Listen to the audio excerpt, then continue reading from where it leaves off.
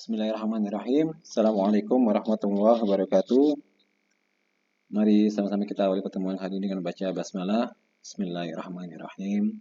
Rabbi shrah li sadri wa yassir amri wa hlul 'uqdatam min lisani yafqahu qawli. Allahumma shalli ala Muhammad wa ala ali Muhammad. Teman-teman semua, kita bertemu kembali dalam mata kuliah Ekonomi Islam dan pada pertemuan kali ini kita akan membahas mengenai perkembangan ekonomi Islam. Nah, kalau kita bicara konsep dasar ekonomi Islam itu adalah adanya terkait untuk tujuan hidup, lalu Islam, ekonomi Islam dan rasionalitas, dan metodologi ekonomi Islam.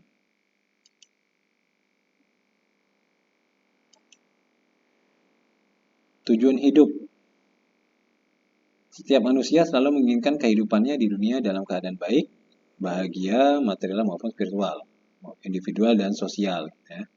Dalam kenyataannya, keinginan manusia tersebut sulit diraih karena keterbatasan kemampuan manusia dalam memahami dan menerjemahkan keinginannya secara komprehensif. Keterbatasan dalam menyeimbangkan antar aspek kehidupan maupun keterbatasan sumber daya yang dapat digunakan untuk meraih kebahagiaan tersebut. Masalah ekonomi hanya satu bagian dari aspek kehidupan yang diharapkan akan membawa manusia kepada tujuan hidupnya. Jadi masalah ekonomi ini tentu menjadi salah satu bagian dari tujuan hidup dari manusia gitu ya, bahwa ketika kita hidup, selain kita memang kalau Allah berfirman tidak kuciptakan jin dan manusia hanya untuk menyembah padaku, tapi kenyataannya pada realitas kita hidup juga kita butuh namanya kehidupan ekonomi. Kita butuh sandang pangan gitu ya, untuk ketika kita hidup kita butuh sandang pangan untuk menopang kehidupan kita gitu ya.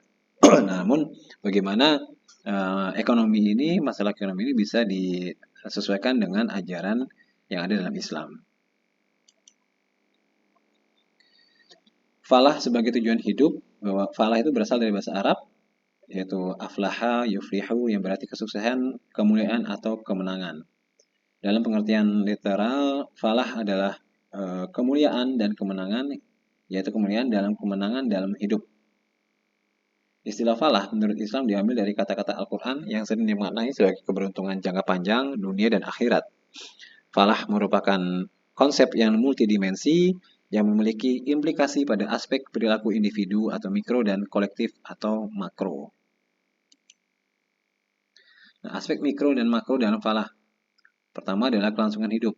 Kalau dalam aspek mikro adalah kehangatan hidup biologis, ya, lalu kelangsungan hidup ekonomi, kemudian faktor produksi.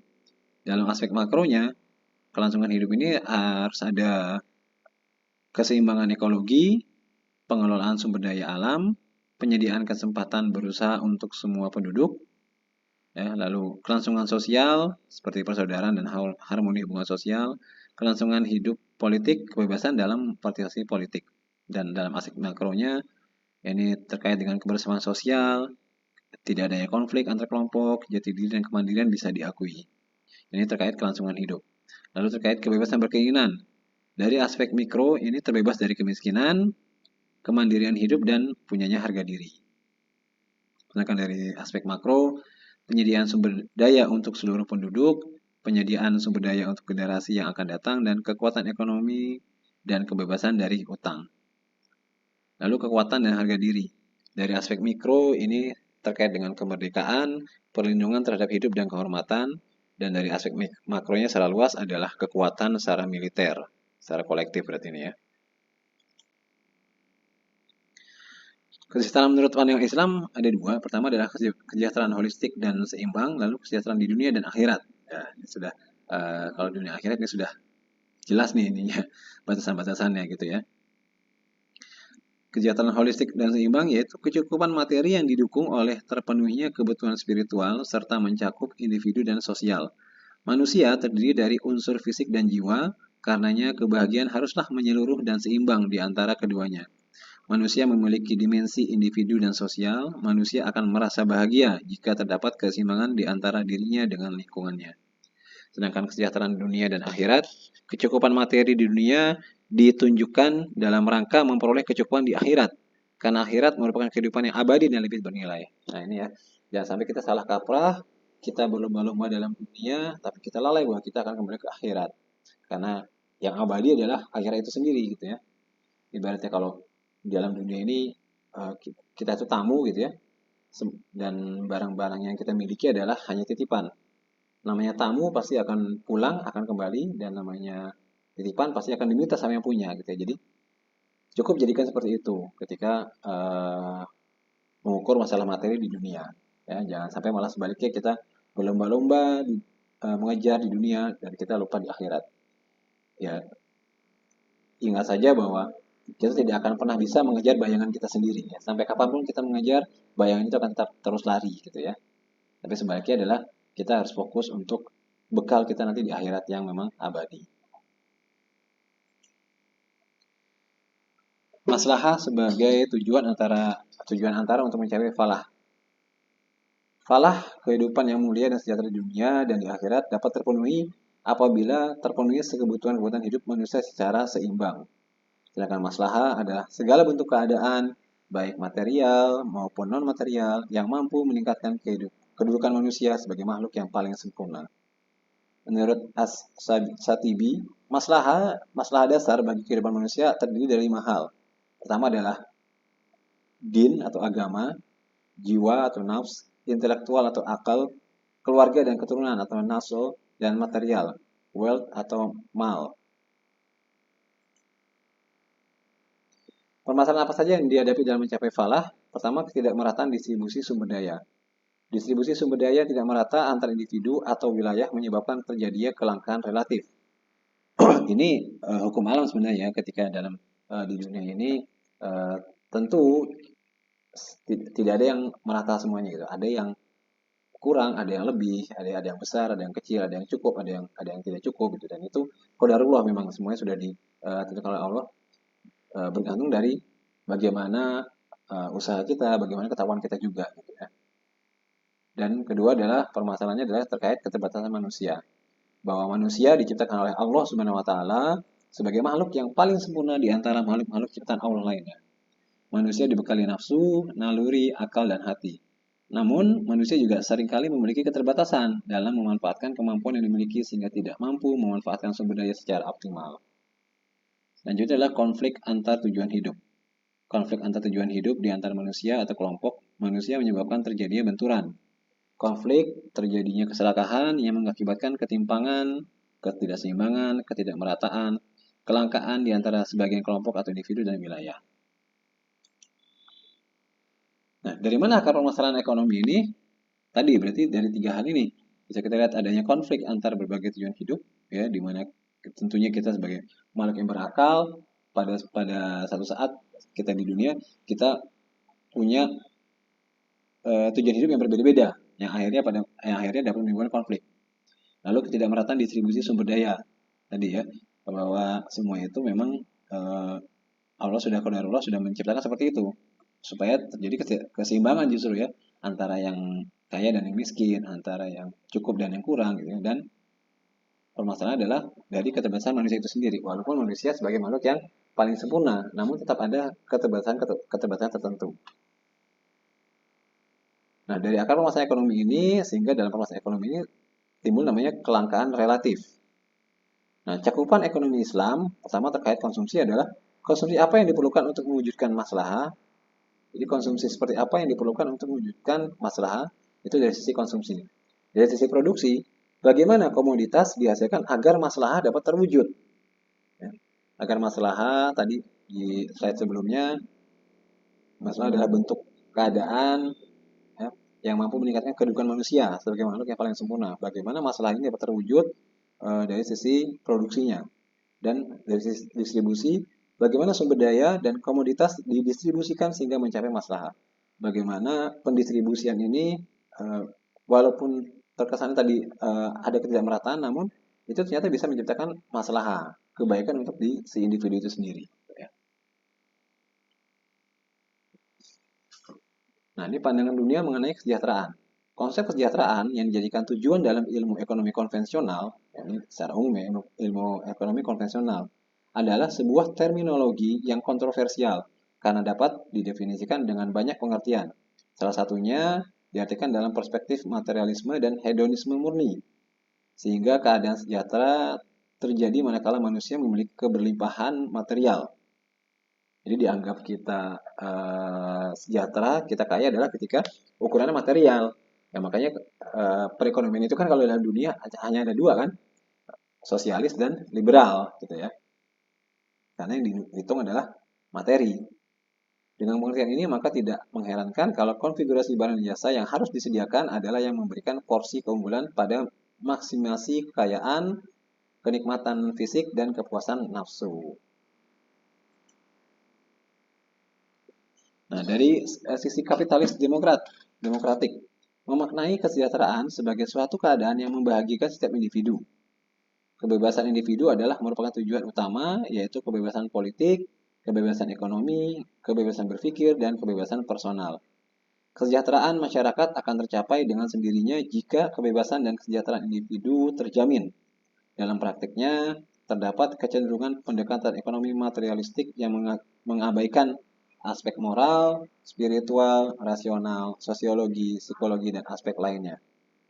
Ini dari sudut pandang kapitalis demokratik. Sosialisme memaknai kesejahteraan sebagai suatu keadaan yang membahagiakan masyarakat secara kolektif. Jadi ini lebih cenderung menyamaratakan kalau dari sisi sosialisme. Konflik antar kepentingan individu dan hukum sosial diyakini akan mendominasi kondisi setiap masyarakat. Dan hal ini akan berlangsung terus hingga setiap kepentingan individu dilebur menjadi kepentingan kolektif. Paham sosialisme memandang perlunya penghapusan kelas dalam masyarakat melalui penghapusan hak milik pribadi. Pada kondisi yang ekstrim, sosialisme berubah menjadi komunisme, di mana hak milik pribadi dianggap benar-benar tidak ada dan setiap individu hanya melakukan kegiatan ekonomi seperti yang sudah direncanakan oleh kementerian sosial. Jadi, kalau dalam sosialisme ini karena relatif menyamaratakan, menganggap tidak ada hak milik pribadi. Ya, semuanya hanya individu itu hanya melakukan kegiatan ekonomi seperti yang sudah direncanakan oleh kepemimpinan di negara tersebut. Seperti itu. Nah, lalu yang B adalah Islam, ekonomi Islam dan rasionalitas. Ekonomi sebagai bagian integral dari agama Islam, pertama adalah Islam merupakan suatu agama yang memberikan tuntunan pada seluruh aspek kehidupan, baik hubungan manusia dengan Tuhannya atau manusia dengan sesama makhluk Tuhan. Islam memposisikan kegiatan ekonomi sebagai salah satu aspek penting yang untuk mendapatkan kemuliaan atau mendapatkan falah itu tadi. Dan karenanya kegiatan ekonomi sebagaimana dengan kegiatan lainnya perlu dituntun dan dikontrol agar berjalan seirama dengan ajaran Islam secara keseluruhan. Falah hanya dapat diperoleh jika ajaran Islam dilaksanakan secara menyeluruh atau kafah. Ya. Jadi kemuliaan ini bisa diperoleh jika ajaran Islam ini dilaksanakan secara menyeluruh, tidak parsial gitu ya, secara kafah gitu. Ajaran Islam telah memberikan tuntunan pedoman dalam berbagai aspek kehidupan manusia, yakni Al-Quran dan As-Sunnah. Pengertian dan ruang lingkup ekonomi Islam. Nah, ekonomi Islam adalah ilmu yang mempelajari usaha manusia untuk mengalokasikan dan mengelola sumber daya untuk mencapai kebahagiaan atau kemuliaan berdasarkan prinsip-prinsip dan nilai-nilai dari Al-Quran dan Sunnah. Nah, ini sudah jelas.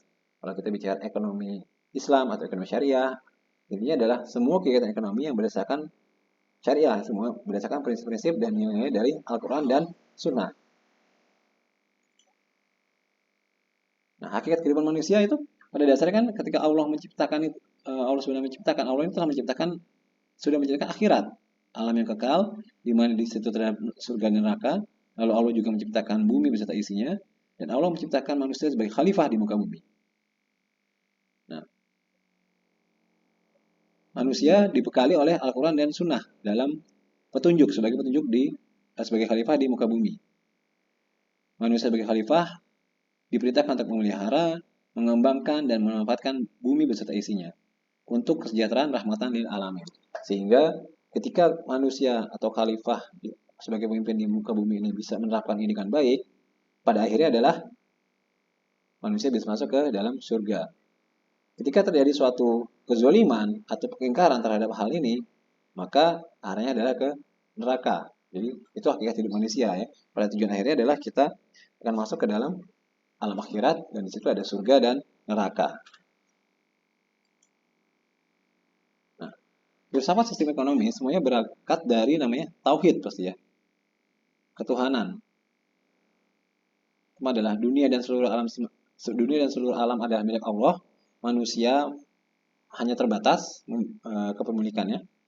Jadi intinya semua yang ada di bumi ini hanya milik Allah. Seperti tadi dibilang ya, bahwa semua yang ada di kita hanya titipan. Dan namanya titipan suatu saat akan diambil gitu ya. Allah Maha Pencipta dan semua ciptaannya tunduk kepadanya. Manusia adalah khalifah Allah. Artinya manusia juga ciptaan Allah dan harus tunduk pada Allah gitu ya. Ibarat tadi saya bilang manusia adalah tamu dan namanya tamu pasti akan pulang. Lalu tauhid ini adalah iman kepada hari kiamat mempengaruhi semua tingkah laku ekonomi. Ya, ketika dengan kita beriman pada hari akhir, bagaimana kita berperilaku secara ekonomi itu mempengaruhi tingkah laku kita. Apakah kita memang berbuat atau bertransaksi sesuai syariah atau memang semena-mena gitu ya. Nah, dari dunia dan milik Allah ini timbullah pengaturan organisasi pemilikan. Dan dari faktor manusia yang sebagai ciptaan Allah timbullah pembatasan tingkah laku individual. Nah, dengan adanya iman pada hari kiamat, timbullah norma tingkah laku para pelaku ekonomi yang mulai belajar tahu bahwa nanti pada endingnya, pada akhirnya adalah kita akan kembali kepada Allah di hari kiamat dengan pilihan tadi surga dan neraka. Bagaimana kita berperilaku di dunia yang nanti bisa menentukan akhir kita. Ruang lingkup ekonomi Islam adalah ilmu yang mempelajari usaha manusia untuk mengalokasikan dan mengelola sumber daya untuk mencapai falah berdasarkan prinsip-prinsip dan nilai Al-Quran dan As-Sunnah. Nah, kerangka dalam Islam apa? Pertama, Islam itu didirikan atas 5 hal ini ya. Akhlak,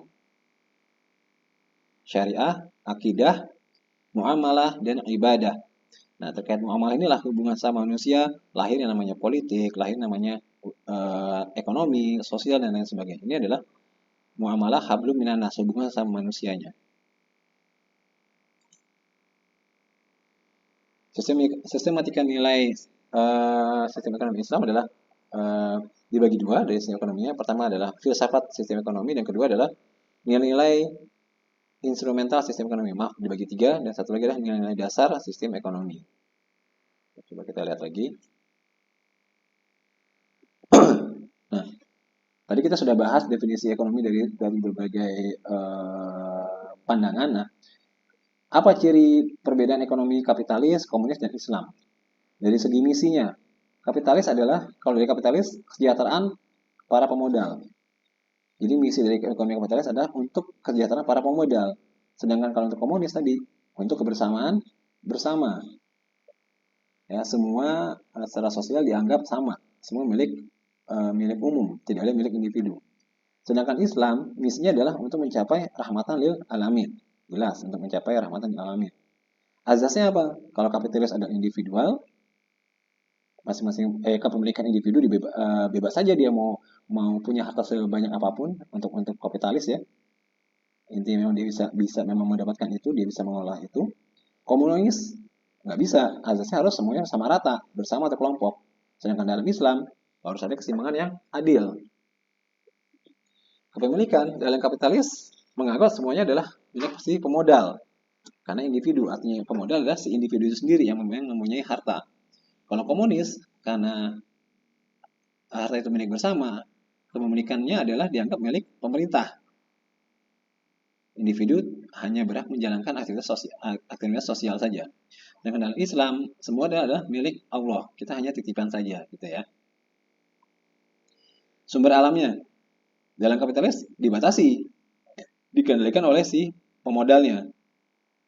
Sedangkan kalau komunis dibatasi oleh pemerintah, ya, karena tadi milik bersama. Sedangkan kalau Islam sumber alamnya tidak terbatas. Semakin kita bersyukur akan ditambah. Kalau kita tidak bersyukur, kufur, ya azabku amat pedih gitu ya.